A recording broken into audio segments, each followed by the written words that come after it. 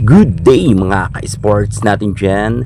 PVL on Tour 2026 nagkasubukan na. Nag-starts na nga ito kahapon kung saan unang ngang nagsalpukan dito ang dalawang team na malakas, ang Nextled Chameleons kontra sa Creamline Cool Smashers. 6:30 nga ito kahapon naganap kung saan ay talagang nakipagbardagulan ng husto ang nasabi nating mga bagong players ng Creamline. Kakaiba ngayon ang lineup ng Creamline Cool Smashers.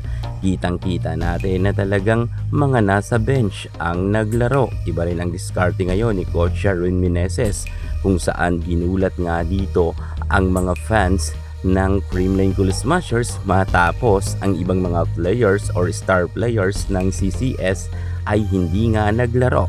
Pero sa kabilang banda, naipanalo pa rin to ng team nila Alyssa Valdez sa pangunguna nga ng ating opposite hitter na malakas na si Michelle Gumabaw.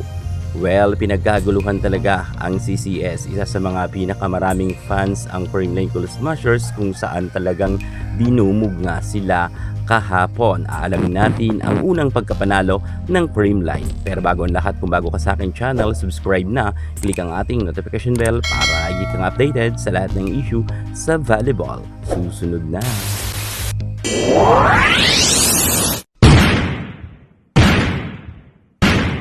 Hindi nagpatinag ang Creamline Cool Smashers sa unang salpukan nila sa Nextled Chameleons kung saan kitang-kita natin ang determinasyon ng nasabi nating Creamline Cool Smashers kahit wala nga si Alyssa Valdez, Gia Murado de Guzman at wala rin si Tots Carlos at si MB Fons. Pero kapansin-pansin na mukhang nag-level up talaga ang mga players ng Creamline Cool Smashers. Mukhang handang-handa nga sila kahit wala nga ang kanilang mga ates. Kahit si Tots Carlos na isa sa mga pinakamalakas rin natin na opposite hitter ay wala nga ito. Kahit si Pangs Panaga ay hindi nga rin siya present dahil mukhang nagkakalapraw ito ng nasabi nating sponsor sa kanilang magaganap nga na mga international game kung saan siguro ang Alas Pilipinas ay medyo konti ngayon ang mga sponsors nila.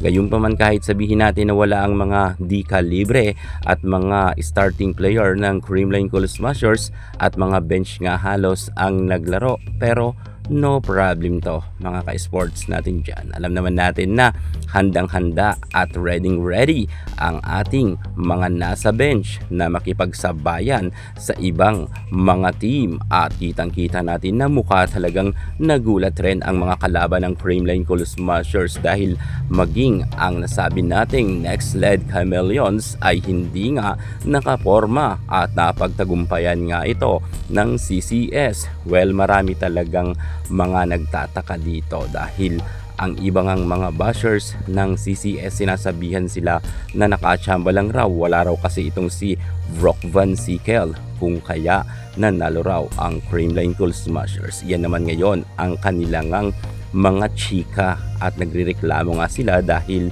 mukhang hindi naman daw talaga match. Pero kung tutusin, nariyan naman si Myla Pablo, nariyan rin si MJ Phillips, Jonas Abete at marami pang iba. Kahit nga sabihin natin na wala si Brock Van Sickle, malakas pa rin ang Nextled Chameleons dahil mga veterana pa rin naman ang kanilang mga ibinababad.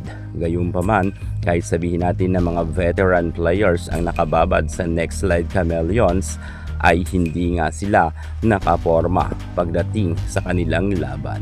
Siyang Abby Maranyo hindi nga nakasuwag dahil hindi nga ito makapuntos-puntos. Mukha talagang nagulat ata sila at hindi nila napaghandaan ng gusto ang mga bench player ng CCS na sobrang lalakas rin.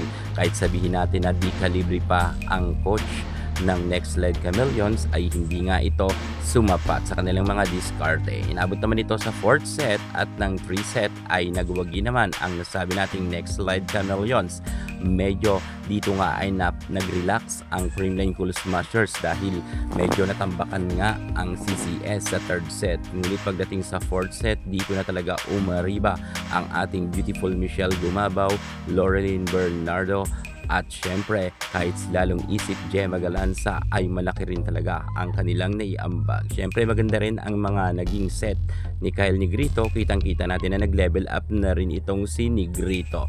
At naging maganda rin ang opensa at depensa ng Creamline Cool Smashers, kung kaya medyo maaga-aga nga nilang tinapos ang laban at hindi na nga nila pinadikit pa ang Next Led Chameleon sa scores. At kitang-kita natin na si Rosemary Vargas ay umariba rin ng gusto at talagang nakipagbardagulan, nakipagpukpukan nga ito kay Jonas Sabete at kay Myla Pablo. Talagang tapatan ng mga malalakas ito, mga ka-sports. Gayunpaman, kahit sabihin natin na ang Next Led Chameleons ay natalo, malakas pa rin sila dahil sa next na game, baka nariyan na ang kanilang star player na si Brock Van Sickle. Pero sa kasalukuyan ay talagang hindi nga sila umubra sa mga bench player ng Creamline Cool Smashers. Congratulations sa CCS. Sobrang lakas nila, kahit mga starting player at bench ay super lakas talaga.